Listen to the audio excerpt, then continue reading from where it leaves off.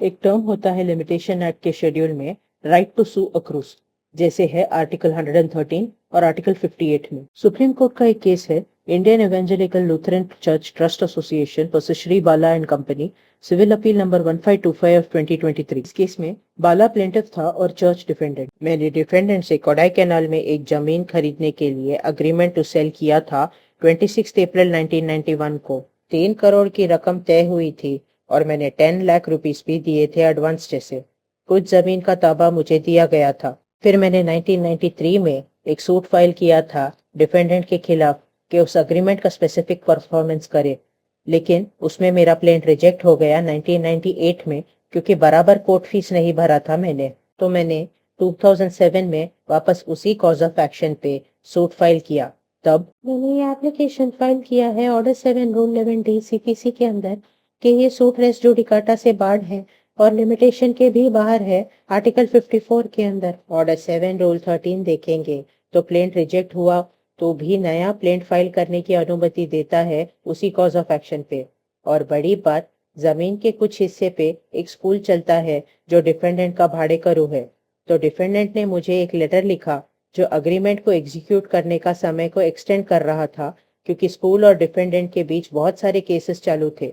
तो suit limitation के अंदर ही है। ये एप्लीकेशन हम डिसमिस करते हैं क्योंकि पहले के सूट का कोई फैसला नहीं हुआ था और लिमिटेशन और वो लेटर परखने के लिए एविडेंस रिकॉर्ड करना पड़ेगा, तो लिमिटेशन को प्रिलिमिनरी इश्यू नहीं बना सकते। हमने ये CRA फाइल किया है 2011 में ट्रायल कोर्ट के ऑर्डर के खिलाफ। कुछ गलत नहीं है नीचे के ऑर्डर में, CRA डिसमिस। तो हम यहाँ आए। लिमिटेशन सिर्फ 1998 के 3 साल बाद तक एक्सटेंड किया जा सकता है।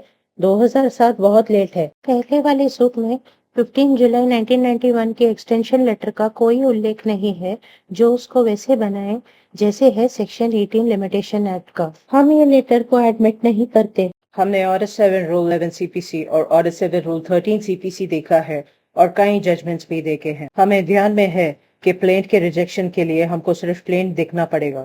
पहले का सूट फाइल करने का कॉज ऑफ एक्शन 1993 में शुरू हुआ और वो सूट लिमिटेशन के अंदर था। उस सूट में वो एक्सटेंशन लेटर का कोई उल्लेख नहीं था। उल्टा प्लेंटिफ ने कहा था कि क्योंकि अग्रीमेंट को अमल में नहीं लाया गया तो कॉज ऑफ एक्शन उत्पन्न हुआ है। कौन से केसेस की पेंडेंसी की वजह से अग्रीमेंट को अमल में नहीं लाया गया वो भी नहीं बताया है प्लेंटिफ ने।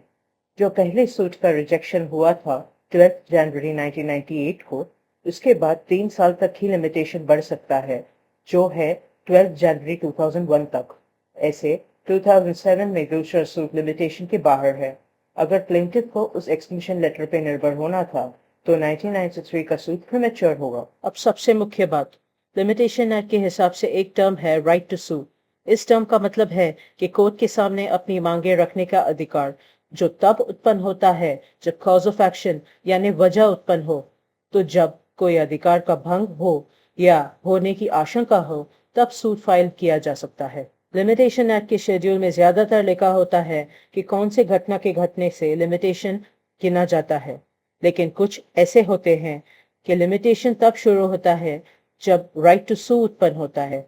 इस केस के लिए आर्टिकल 54, तो 2007 का सूट इस आर्टिकल के अंदर नहीं आता। हमको ध्यान में रखना होगा कि राइट टू सू अक्रूज का मतलब राइट टू सू पहली बार अक्रूज नहीं होता। राइट टू सू उत्पन्न होने के लिए हर केस के तथ्य को और क्या मांगा गया है खुद से वो देखना जरूरी है। प्लेंट में साफ होना चाहिए और वो सही निकला तो इश्यू बनना चाहिए।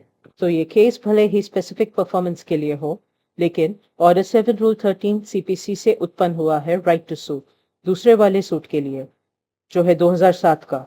इसीलिए दूसरे सूट का लिमिटेशन शुरू होता है 1998 में और इसके लिए आर्टिकल 113 देखना पड़ेगा, ना कि आर्टिकल 54। से हमें पता चलता है कि when right to sue accrues तथ्यों पे निर्भर हो जाता है और सबके लिए एक जैसे नहीं होता। और ये भी कि 2007 का सूट फाइल करने का कॉज ऑफ एक्शन यानी राइट टू सू तब उत्पन्न हुआ जब पहला वाला सूट रिजेक्ट हुआ। तो कोर्ट ने उसके लिए लिमिटेशन एक्ट का आर्टिकल 113 को चुना, ना कि जो आर्टिकल पहले वाले सूट के लिए अप्लाई हो रहा था वही आर्टिकल कंटिन्यू किया। मतलब रिजेक्ट होने के बाद फिर से फाइल किया तो आर्टिकल 113 को लिया गया स्टार्टिंग के पॉइंट के लिए लिमिटेशन एक्ट। आर्टिकल 113 और 58 के बीच के डिफरेंसेस मैं थोड़े समय में बताती हूँ।